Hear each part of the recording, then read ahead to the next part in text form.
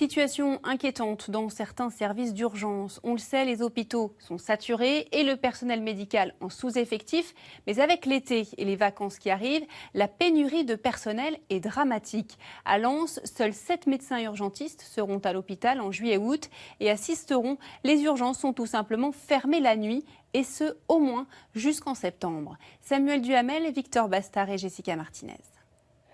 Hier soir, ils étaient plusieurs centaines à maintenir ouvertes les portes de cet hôpital, car pour la première fois et jusqu'à la fin de l'été, le service des urgences va fermer la nuit, faute de personnel suffisant. C'est quand même un besoin vital pour notre environnement. Nous sommes plein de petits villages ruraux répartis un peu dans la montagne. Mais concrètement, il manque à ce service 2 médecins pour rester ouvert la nuit.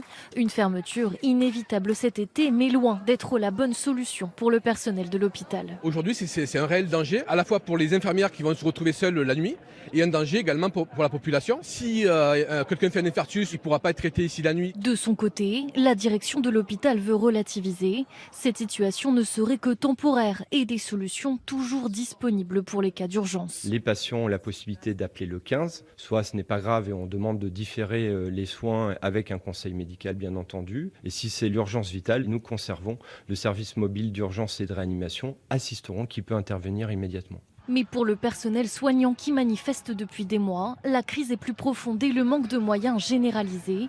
Comme ici à Lens, où 11 médecins urgentistes sur 18 ont démissionné, éprouvés par un service saturé en permanence.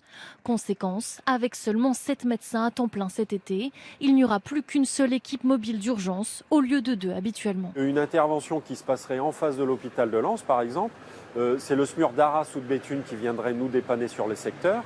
Et ce qui poserait des problèmes aussi pour la population de Béthune ou d'Arras, qui, elle, pendant ce temps-là, n'a pas d'équipe pour l'aider. Contacté, la direction de l'hôpital nous a indiqué ne pas être disponible pour répondre à nos questions, car trop sollicité.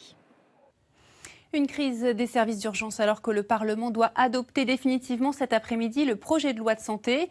Parmi les mesures retenues, la fin du numerus clausus en 2020. Ce concours limitait le nombre d'étudiants en médecine admis en 2e année.